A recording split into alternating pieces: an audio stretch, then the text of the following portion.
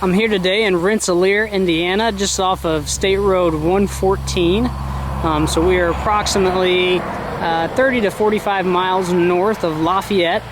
Just kind of giving you guys a different look at a product in some different area.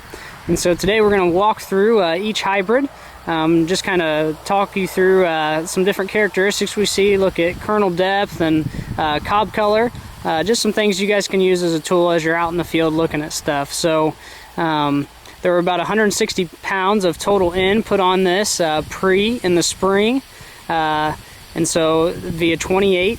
And then this field also did have a foliar fungicide application on it, conventional worked ground, and a final population between 34 and 35,000 plants. So dropped was 36,000. So we're going to start here first with 20343. So as you can see, going in 20232, and this is the split of 20232 and 20343. 20232 and 20343, really plant height is very similar to one another, and overall pretty comparable leaf orientation as well.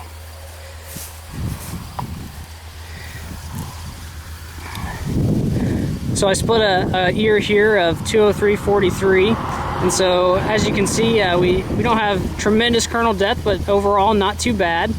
And so I'm gonna shell some ears here off, kind of get you a good look at some of the kernels. So as you can see, we kind of have, I would rate this as a 4 on how we rank cob colors. So that 4 is going to be that just kind of red, not a dark red, but red in color. Not real broad-shouldered kernels, but pretty consistent in size and good ear appearance. So we are now looking at 20232 in comparison to 20343. Just a little bit smaller kernels, but deeper kernels. And so test weight's just going to be still pretty average on this. The cob color here is going to be more of a 3. It is a lighter red, not quite as red as the 20343, so I'm going to give it just a 3. A little bit more of a light red, but not pink yet. So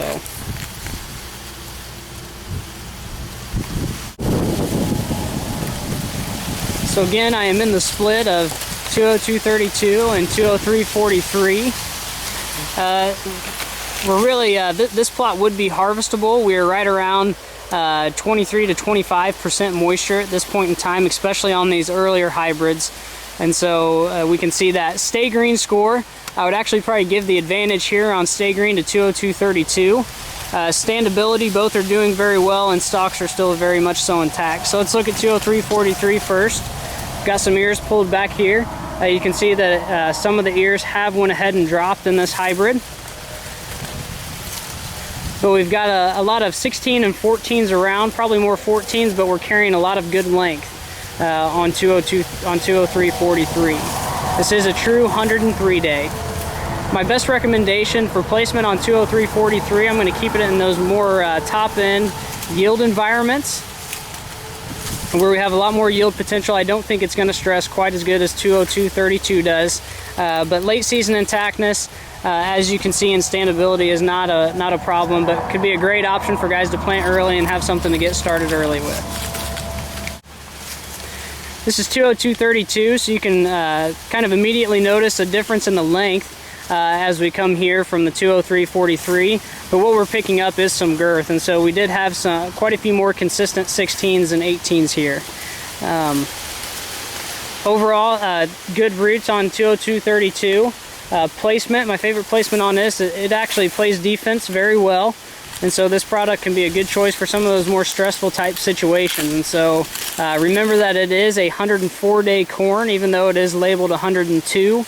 But 20232 has been a really strong performer, done well on lighter colored soils, and has also held together on some of those lower organic matter clays and tighter clays that we have. So really good option for some of those wetter feet fields, but also handles drought and heat extremely well.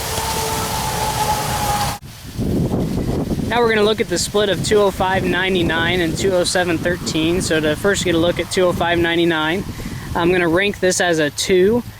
very light pink cob on the inside. And so as you can see, some of the kernels I'm holding here.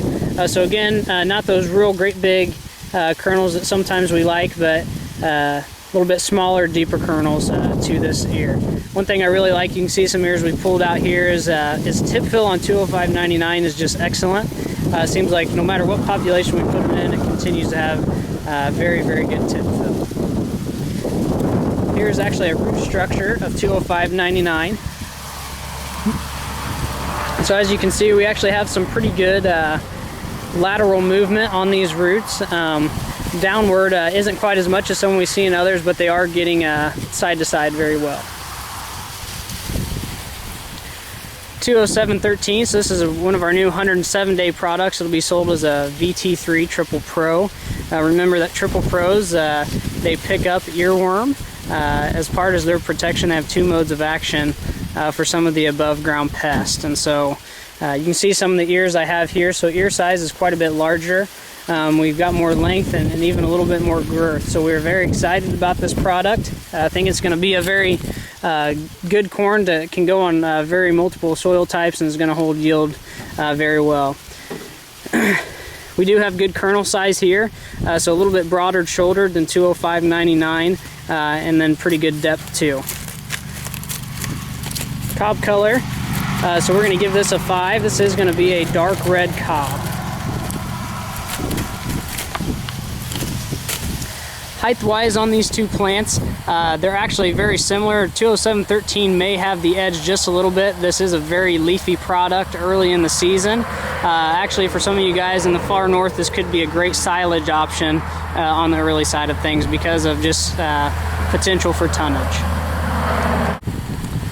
I am going to correct my last statement on the height, and so 205-99 is we're gonna give it the advantage over 207-13. So 205-99 does have a tendency to get pretty tall.